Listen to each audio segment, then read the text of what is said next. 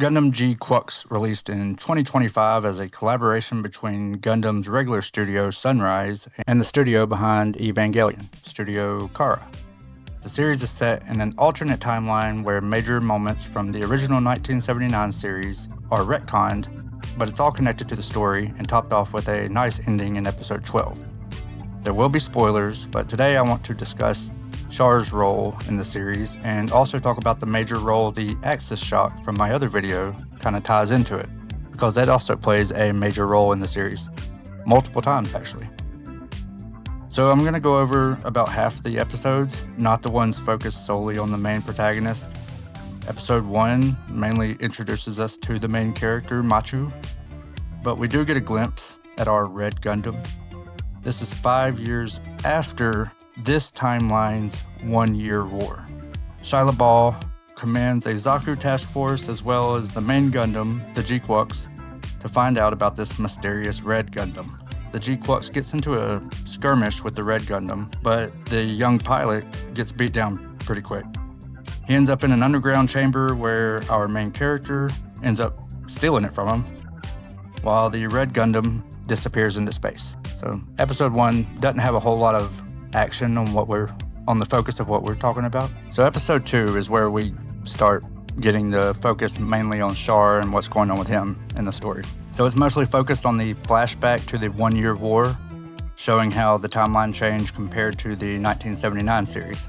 Char leads a Zeon raid on Side 7. He ends up stealing the Granddaddy Gundam and finds a warship being developed, which ends up being the White base. So Zeon now has control of the Gundam, so obviously that changes the war drastically. Eventually, Zeon wins the war in this timeline. We see Char working with the Zeon engineers to give him his red signature paint, so the Gundam becomes the Red Gundam. And it also gets this experimental Psychom-U, is what they're called in this series. That's basically the Psycho Frame.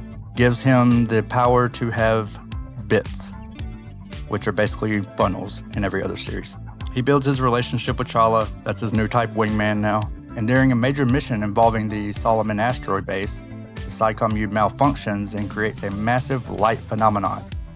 During this event, Char, his Red Gundam, and a whole portion of the asteroid disappear. They're sucked into another timeline. It's basically our first Axis shock type event in this series. So back in the normal timeline where our main character Machu is, she meets a boy named Shuji. He's the pilot of the Red Gundam in the current timeline.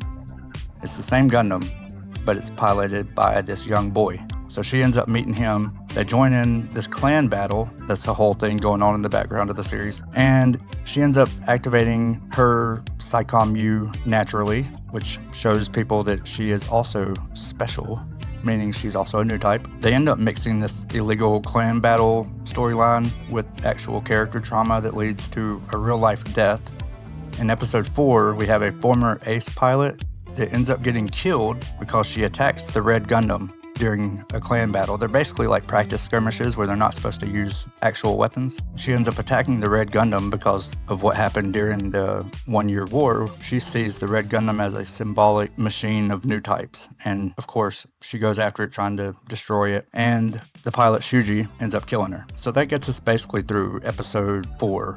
So episodes 5 through 7 focus mostly on the love triangle of the 3 young characters, so you can watch that on your own if you haven't already seen it. So we get to episode 8. Zeon is making a push towards Luna 2. We're back in the 1-year war. We're seeing a flashback. Char is deploying forces to stop the Federation from executing a massive operation involving Solomon Fortress. The overall goal is protecting a major lunar stronghold in the city Granada. Episode 8 is focused on 3 major narratives, explaining Zeon's lunar control, bringing Char back into the central storyline, and growing the overall battle into a larger scale battle rather than these small street skirmishes that were focused on these clan wars that were going on. Everything happening in the present timeline is shaped by what happened around the moon during the 1-year war. So that's why episode 8 focuses so much on these flashbacks. So episode 9 brings us to this Rose of Sharon, the MacGuffin object, basically. It's randomly appeared. Zeon's chasing Shuji, the Red Gundam pilot, who is searching for this rose.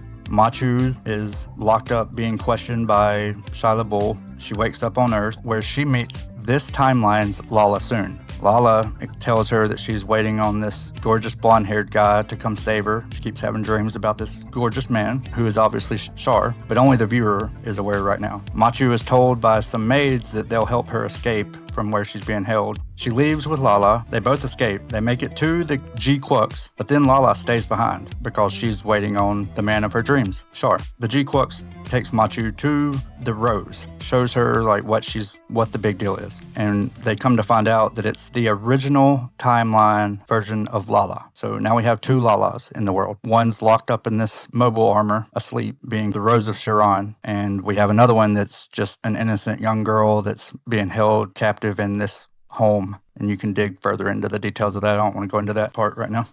So now we get to episode 10. The focus now is on Cecilia Zabi and the politics of who's going to control Zeon. Shia LaBeouf gives us a flashback of why he holds his anti-war views. Lady Cecilia meets with the Supreme Commander, Giran, her brother, obviously. They're discussing a super weapon project when she ends up rage baiting his entourage. Then they all fade away, leaving her in position to control Zeon and the super weapon. There's big Zams everywhere. One of my favorite armors to battle in the video games. Shyla sends Machu to rescue the Rose because he's sort of turning his back on Zeon at the moment. He finds out that she's connected to the Rose. He wants her to go save it. They still don't understand what the Rose is. Only the viewer does. So this is where we get our big climax. Char's here, so he's in the lab watching the super weapon as an overseer, monitoring the activation when Machu and Nian arrive. That's the other character in the show. Cecilia has actually sent Nian there because her suit turns into this crazy-looking Eva thing and connects to the super weapon. And we have our Zeknova, is what it's called in the show. Basically our second Axis shock event. Machu rushes in to stop the purple Eva Gundam that Nian is piloting, not knowing who's in the cockpit. She just knows that this Gundam has set off the super weapon and she's trying to stop it. So we get to episode 11. The episode begins with Nian trying to fire the weapon again, but she's basically waiting on it to cool down because it wasn't a big enough explosion. Machu arrives in the GQuuuuuX. They discuss why they're on each side of the conflict, and Machu explains that she's rescuing Lala, the Rose, and Nian is following Lady Cecilia's orders. Machu tries to get to Lala, and we see Shuji appear. He kind of floats in his new type form. Next, we're watching Cecilia confronting Char. He's been sneaking around space unnoticed. And then, as she's about to end him, Machu crashes in, falling on her face. Machu grabs her. They escape to a little tunnel area. He thanks her for saving him. I don't think she even realized that she saved him, but he thanks her for saving him. Then he appears in his old red uniform. It's kind of a mystery of what's going on. And as that happens, obviously, Machu realizes who he is. So Char gives a good little speech explaining why he has to remove the Rose himself. Nian realizes Cecilia isn't the peacemaker she saw her as, and she ends up popping her in the back to protect Machu. Machu rushes in to stop Char, assuming she's doing the right thing, protecting Shuji, who is protecting Lala. We get a true, as this is happening, they're battling. They're all a bunch of new types. So we get a true Zeknova, which is like a natural Axis shock event, just like we saw in the movie from Char's counterattack. They realize this is a phase reversal, meaning it's bringing in energy instead of the other Zeknovas were sending things out. This one is pulling things in from the other side. So we learn that Shuji is from the other side, meaning he's from the original Universal Century timeline. And this episode ends with the Char's counterattack theme song. I'd give it like a 9 out of 10 as far as an episode. It's an amazing episode. So much is connected to the movie. And then we have the green Axis shock. It's not gold, it's green. It's probably the best episode in the series. So now we've reached episode 12, the final episode. Shuji tells us he's here to destroy this fake timeline, the whole thing. Char enters in his Red Gundam. He finally has his Red Gundam back. They're basically waiting to see what's going to come out of this Zeknova. We end up seeing a light. The cruise ships announce that there's an unidentified mobile suit, and we see that the White Devil has appeared, and our guy Shuji is piloting it. He's here to destroy Lala, the whole timeline. We get a flashback to Amuro killing Char, sending Lala into grief, like a depression so strong that she unconsciously uses her new type ability to hunt for a timeline where Char survives, which is how we ended up here. This is the only timeline where Char finds the Gundam, not Armoro. So Shuji is here to destroy the loop causing the creation of timelines that's going on in her mind. It gets confusing. Cassilia is still pitching a fit in the background. It's kind of like the B story. She's still chasing after Char. Shia LaBeouf intercepts her. He destroys her ship, but then the Red Gundam shows up and he gets the final blow on her. Machu actually takes on Shuji while he's in the White Devil. Neon appears, confused and dramatic. The Granddaddy grows obnoxiously massive while taking on the two teen girl new types. Machu's GQuuuuuX evolves into an Eva now, I guess. Shyla shoots off the Red Gundam's head. We get a Gundam reference from that. And we get a sweet little love story ending to Machu and Shuji's relationship. It's a really good scene. It's really cute. I don't know, I guess if you have like the heart of, like if you have a love interest or something, you might find it relatable. But she ends up landing the final blow on him, awakening Lala, who sets the show's 4th Axis Shock event. So the series had some ups and downs. It has a great ending to a really good series, I think. We do get a conclusion at the very, very end, like an end credits scene where it shows some of the characters where they ended up. Char ends up in India, where he is seen by this timeline's Lala. So hopefully they live happily ever after. I don't know. I guess it's kind of up to you, up to our imagination. I enjoyed the show. The first time I watched it, I kind of just went through it and didn't focus on much of the details. I liked that Char was featured heavily. I liked the Red Gundam. That's two of my favorite things in Gundam overall. The Gundam designs are absurd. They're completely different than anything in the franchise, but I've kind of gotten used to them after watching it so many times now. One thing I didn't like is the main characters sort of remind me of like a Disney Channel Spider-Man show, maybe. Something from the Disney Channel. It definitely reminds me of something kind of cheaply,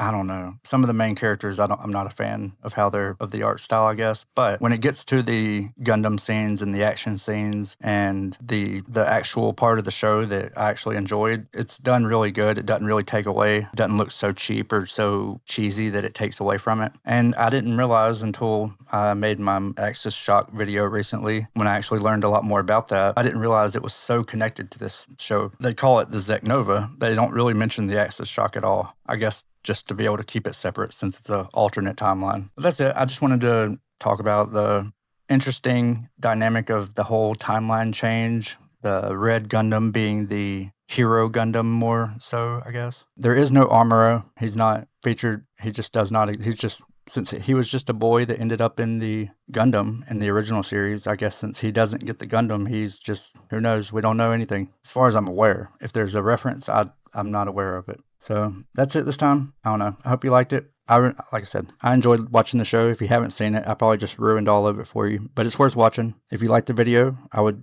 definitely appreciate it if you subscribed. You can give it a like as well. And you can check out the other videos. I don't think they're done as well. I hope I'm getting better as we go. But I appreciate your time. Thanks, guys.